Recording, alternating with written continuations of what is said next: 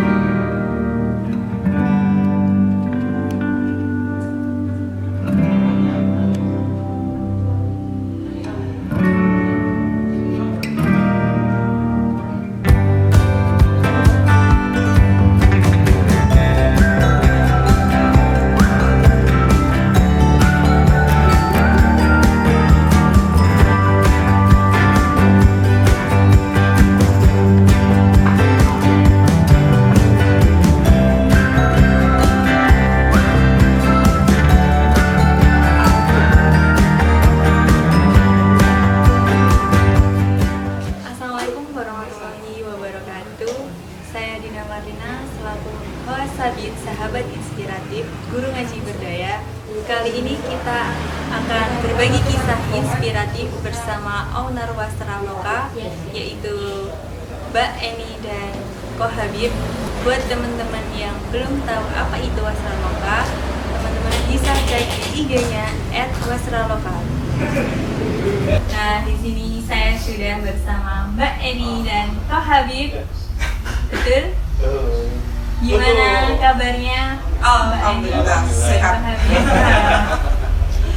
Nah, di sini kan kita sebagai warga Klaten nih pengen tahu Wasra Loka itu apa sih? Udah sampai mana aja sih gitu? Jadi saya jawab ya Mbak ya. Iya. Jadi Wasra Loka adalah nama usaha kami, nama brand kami yang kami gunakan untuk usaha kerajinan kami yang bergerak di bidang dekorasi, yaitu dekorasi kalender. Jadi kami mengangkat motif-motif batik, kemudian kami dilukis, kemudian kami aplikasikan di perangkat dekorasi rumah. Siapakah pencetus utama untuk membuat dekorasi ini? Siapa ya? Itu dulu. Jadi gini, ini ceritanya dulu hobi Mbak. Jadi dulu ceritanya hobi yang lama-lama hobi jadi duit. Masya Allah. Hobi jadi duit. Hobi jadi jalan rezeki, maksudnya seperti itu. Dulu awalnya karena saya sendiri kan di keluarga itu udah terbiasa dengan kain batik ya Kak ya. Dulu udah dari ibu udah kolektor batik, penjual batik. Terus batik yang dijual itu jenis batik lawasan, batik kuno, batik antik seperti itu. Terus saya waktu itu hanya membantu ibu untuk menjualkan kain batik, tapi lama-kelamaan tertarik dengan motif-motifnya. Terus karena harga jualnya juga cukup mahal. Kadang kalau dapat motif yang benar-benar langka itu kayaknya sayang ya kalau dijual, mending disimpan gitu. Cuma kalau disimpan terus-menerus itu kan orang nggak akan lihat keindahannya. Makanya dari situ ada ide untuk mengangkat motif batik itu kemudian diaplikasikan ke perabot-perabot rumah tangga yang itu notabene perabot antik juga.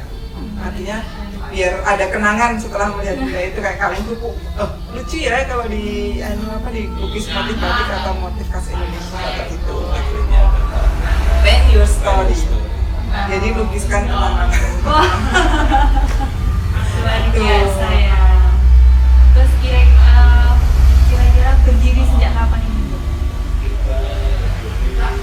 Kalau dimulai itu 2010-an. Jadi dulu kami jalankan sebagai usaha sampingan. Kemudian tahun 2014 kami udah mulai fokus. Jadi kami, kalau ditanya berdirinya, kami cenderung menjawab 2014 ya. karena baru tahun itu kami menseriusi untuk usaha itu. Terus apakah ini kan zaman sekarang kan kalau mau ikut bisnis, mau membuka usaha, anak-anak muda kan sering melihatnya, wah aku seminar dulu nih biar dapat ilmu, wah aku harus punya tentor nih. Nah seperti itu. Apakah dulu Mbak Eni dan Toh harus seperti itu? Ya, bisnis itu harus ada action. Betul. Jangan hanya ilmu saja. Ilmu saja nanti jadi penakut. Sekarang itu khawatir ini harus ini. Ya, tetapi untuk bagaimana bisnis itu bisa besar, maka dia itu harus ilmunya. Ya, selalu belajar. Sebenarnya belajarnya dari apa? Dari pengalaman. Pengalaman itu dari apa? Ya dari aktivitas bisnis yang kita lakukan. Kemudian dari evaluasi, terus kita itu insya Allah. Selain itu juga kita sudah akan belajar dari orang-orang yang lebih tahu. Ya, banyak sebenarnya orang-orang yang sekitar kita yang tahu tentang bisnis, cabang suka. Jadi kalau ditanya mulai mana, harus seminar dulu atau harus usaha dulu, dua-duanya. Ya, kalau bisa dari usaha menjalankan bisnis kita ketemu masalah harus bagaimana ketika kita disitulah kita harus mencari ilmunya, ini harus seperti apa menghadapi kondisi bisnis yang seperti ini, sampai gitu Mbak. Seperti itu. Iya. Contoh Mbak, kita masih bicara bisnis ketika COVID misalnya.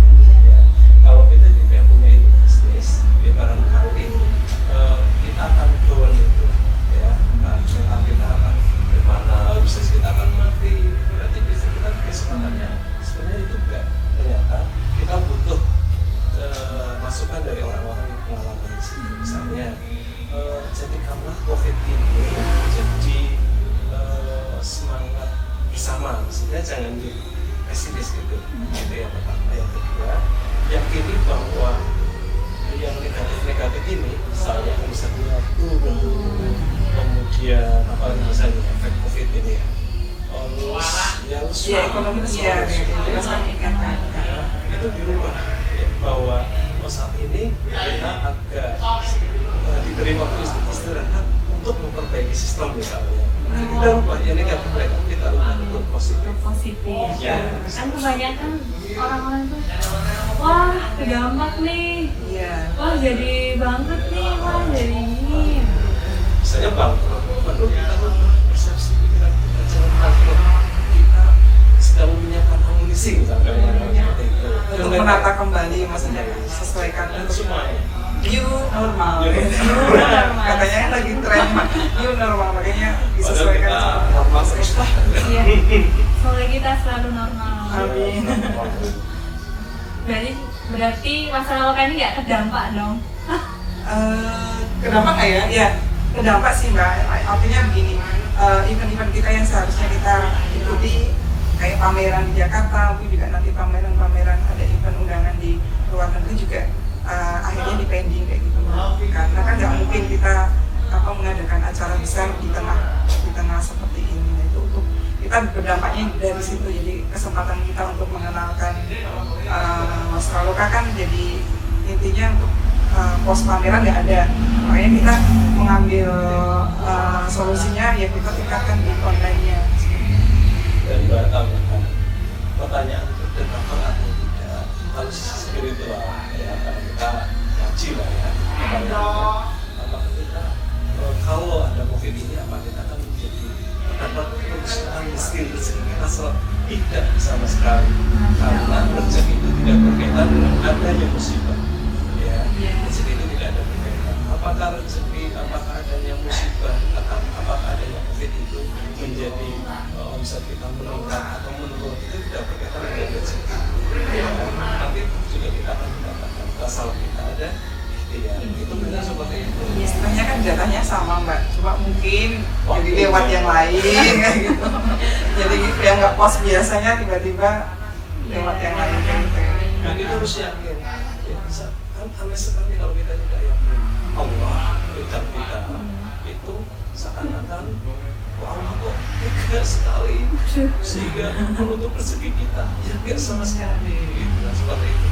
Dan itu butuh ilmu. Itu tadi pertanyaannya, apakah perlu ada ilmu dulu baru ternyata ya harus terus termasuk sisi spiritual ngajinya juga. Berarti ngajinya kencang, ikhtiarnya juga kencang, ya kan Bu? Iya, harus. Actionnya juga kencang. Betul. Semuanya dimaksimalkan. Jadi untuk selanjutnya terserah yang di atas. Masya Allah. Tadi kan katanya sampai pameran ke luar negeri nih. Kok bisa sampai ke luar negeri? Gimana Bu ceritanya? Sudah kan? Jadi apa ya? Sebenarnya dari kita untuk ke luar negeri itu kebetulan kita juga ikut kurasi Mbak. Jadi nggak sembarang apa ya, kita mengikuti, ada yang berbayar, ada yang free gitu, karena kita tahu kondisi kita masih free ya, karena belum pasar luar negeri yang benar-benar betul yang mana. Terus akhirnya kita mengikuti beberapa kurasi pameran dari kementerian sama BUMN. Nah, dari situ kita dikurasi produknya, dikurasi sistem usahanya juga. Dari situ kita bisa mengikuti pameran keluar. Dan kalau dari sebenarnya pameran di luar negeri itu efeknya juga bagus bagi usaha kita ya, semakin dikenal di luar negeri juga. Intinya entah itu pameran dari luar, entah itu pameran di dalam negeri, dan juga media sosial itu harus kita maksimalkan biar kita lebih dikenal. Kemarin juga kita ada order dari luar negeri, taunya dari Instagram juga ada. Terus dari pameran luar negeri ada hasilnya juga ada seperti itu. Jadi kalau teman-teman pengen sampai menguasai pasar luar negeri, kayaknya memang semua aspek harus dioptimalkan ya. Semua sarana, jadi sarana Instagramnya, Facebooknya, sarana media sosialnya juga harus dimaksimalkan. Kalau seandainya menunggu fasilitas kan kita juga harus berkompetisi dengan yang lain. Benar-benar ada, nah itu juga ada nilai plusnya biar kita memacu diri kita untuk lebih baik dari hari ke hari. Sinergis Mbak, ini harus dilakukan semua. Tidak hanya mengandalkan fasilitas. Iya. Nanti jalan yang terbuka yang mana duluan ya kita. Itu namanya action ya teman. Terus apa yang menjadi keunikan ciri khas dari sini? Kalau value dari produk Wastraloka banyak. Jadi kalau orang lihat ketika kami pameran atau mungkin lihat Instagram, orang akan bilang, ih lucu banget ya, kayak gitu. Ih lucu banget. Jadi kalau udah di pameran ada orang lewat terus bilang kayak gitu, kita senang, wah berarti apa yang value yang akan kita angkat ngena banget gitu loh Mbak. Jadi value itu di kenangannya. Jadi mereka rata-rata, oh dulu ini mbak saya pakai teko kayak gini, mbak saya pakai keran kuku kayak gini, ibu saya ada di rumah punya kayak gini. Jadi mereka ingat akan masa kecilnya, terus kehangatan di keluarganya dari benda-benda kenangan yang kita sajikan lewat tas kalau kayak itu Mbak. Selain itu kita juga menggunakan barang-barang sisa ya Mbak ya, dari sisa pabrik kulkas itu kita reuse, recycle lagi, kita gunakan untuk bahan pembentuk robot yang akan dilukis oleh artis Australia. Rumus bisnisnya, kalau kita berbicara suatu produk atau produk kreatif, maka kita di pameran kemudian dites. Kalau ada konsumen bilang ini lucunya, itu 90%-nya barang akan Wow, ini lucunya. Kurang Mbak, ini lucu banget. Iya. Jadi kalau cewek-cewek kan biasanya kalau lihat baju atau lihat apa, ini lucu banget sini bawahnya kan biasanya kayak gitu Mbak. maka pameran penting nggak bagi para UMKM di mana aja lah, Klaten, Jogja, Jakarta, terus harus berkembang. Di situ ada kompetisi, di situ kita akan menguji produk kita. Jadi bisa mengukur gitu ya, bisa mengukur diri sendiri seberapa kita siap untuk menghadapi pasar yang kita inginkan lebih. Ini kan sekarang udah ada karyawan. Kalau dulu kerjain sendiri atau Kalau dulu mengerjakan sendiri biasa yang mengusir, tapi tetap ada yang gambar gitu. Maka saya basicnya bukan sekolah saya nggak di lukis, sekolah pabrik juga nggak ada kaitannya dengan lukis. ngomong-ngomong nih, apakah ada jurusan yang berkesinambungan dengan masalah lokal? Jurusan kuliah maksudnya? Iya. Jurusan sekolah. Kalau ilmunya ada Mbak.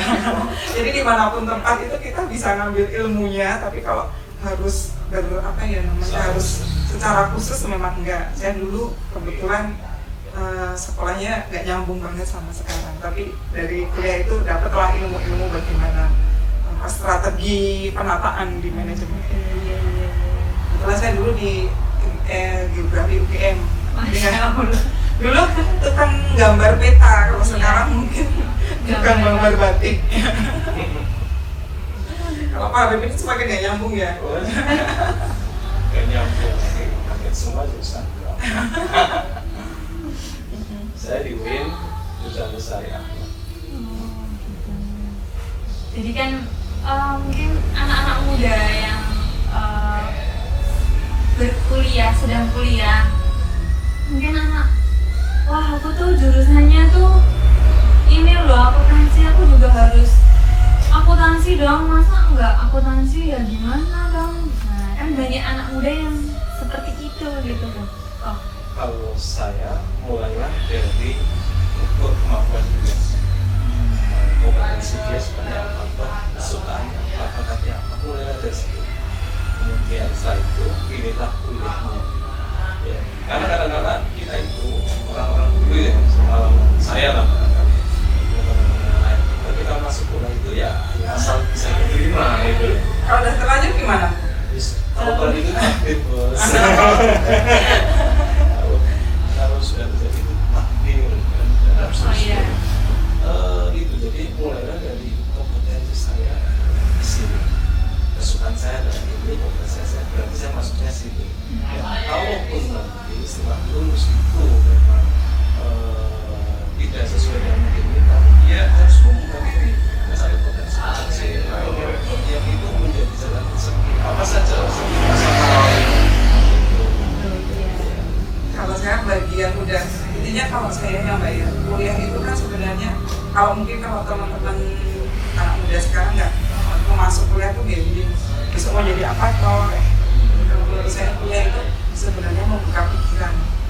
Jadi membuka pola pikir kita itu harus seperti apa menghadapi keadaan gitu. Kan kita di kuliah pasti diinginkan pakai hipotesis atau apa itu kan masalahnya apa, harus ngerangkain kalau ini solusinya apa. Itu dari seperti itu kita di kuliah itu kalau saya dimatangkan mind mappingnya itu pola pikirnya. Jadi kalau udah ya seperti itu kan kita bisa mengambil solusi-solusi seperti di selanjutnya mau pengen jadi apa, pengen berkegiatan apa. Terus kalau saya sih dulu kan mungkin yang dipelajari kuliah banyak sekali ya, bisa teman-teman katakan itu ambil salah satu atau dua yang benar-benar itu jadi kesukaan, jadi keahlian. Jadi biar kita tuh dikenal, kayaknya istilah kayak personal branding gitu ya Pak Abid ya, di kampung. Jadi dulu kalau saya dulu kalau peta dengan saudara ini sama mbak ini, kalau peta dengan saudara ini sama mas ini ya gitu. Jadi kuasai salah satu atau dua kayak gitu yang itu nanti bisa menjadi brand untuk diri kita sendiri. Jadi harus ada keunikan pada diri sendiri, diferensiasi. Misalnya, ketika saya mau mencari bakat seperti ini, oh iya, punya bakat ini adalah si Anu, dan si Anu itu harus membangun itu. Jadi nanti tidak, karena kan ada seorang yang muslim bisa semua, saya ingin belajar semua, tetapi tidak apa-apa sehingga ya ini nanggung. Iya, itu betul. kebermanfaatannya jadi kurang maksimal. Ya kayak mbaknya ini kan saya bisa nge-host orang-orang kan, berarti kalau butuh host saya dengan mbak ini dong. Kalau mau bikin video begini sama masnya kayak gitu. Kalau mau butuh Inggris gimana? Oh di Australia. Itu misalnya. Jadi kita harus mencari kekhasan, harus berkuat. Untuk usahanya seperti itu, apalagi itu Diri sendiri. Ya, brandingnya sama diri sendiri itu apa toh? Terus ini kan produknya kan kayaknya barang-barang antik nih. Orangnya diganti kayaknya. Nah kan kalau barang-barang antik kan secara apa namanya universal, orang tuh antik tuh ya udah antik tuh bakal disimpan. Nah ini tuh bisa digunain nggak sih mbak? Kayak misal buat makan, buat misalnya kan ada teko buat siram-siram kayak gitu bang. Terus apa namanya yang teko buat manasin gitu, dipanasin boleh nggak gitu lah. Jadi kalau intinya kan produk kami itu uniknya itu karena bisa digunakan sebagai hiasan dan kadang-kadang bisa juga digunakan untuk sebagaimana fungsinya. Jadi bisa kayak teko itu untuk orang nggak yang punya atau pelanggan tuh kalau nggak dipakai dia akan majang, tapi lebih banyak dipajangnya karena katanya sayang kalau untuk digunakan. Tapi ketika mereka ada tamu, ada orang-orang spesial datang ke rumahnya, mereka biasanya ini apa namanya dengan si spesialnya ngasih suguhan dengan itu. Jadi intinya ya memang bisa digunakan sebagaimana fungsinya, cuma hanya ada beberapa mungkin S dan K berlaku ya mbak, saran dan ketentuan berlaku. Misal panasnya tadi nggak langsung di atas api, tapi air mateng istilahnya Pak umum itu bisa.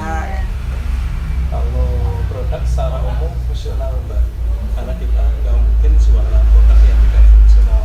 Ya, itu buat apa sih? Jadi harus jelas ini apa produknya, fungsinya apa, itu harus jelas dan kami jelaskan itu. Nah tentang kaitannya dengan kan tidak semua fungsional, tidak berarti harus misalnya kalau teko berarti harus dibakar kan, itu seperti itu. Dekorasi kan juga fungsi loh Pak. Biar lagi kan sekarang berhome, jadi home-nya itu ditata sedemikian rupa biar betah kerja di rumah kayak gitu kan mbak. baru sadar ini. Kadang kan orang wah masa teko bagus lagi ini mahal mau dipakai yang mana ini, tapi kapan mau makainya juga pengen pakai gitu loh mbak.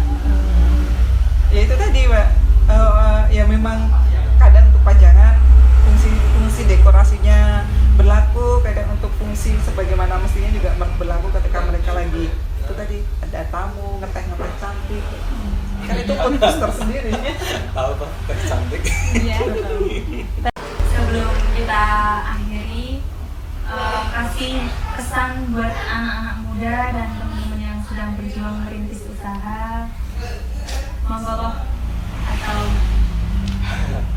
Oke, anak muda yang usaha kita malah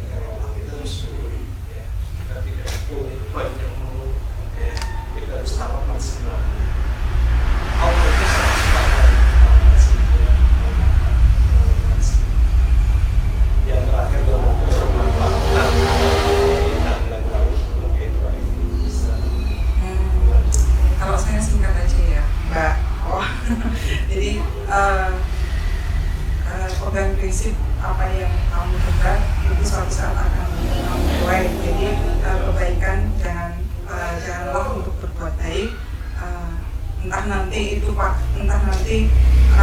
kembalinya ke kita kapan dan di mana saja atau seperti apa. Jadi intinya ojo leren dadi wong apik.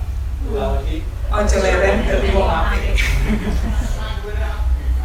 Cukup sekian, kurang lebihnya mohon maaf. Wassalamualaikum warahmatullahi wabarakatuh. Waalaikumsalam warahmatullahi wabarakatuh.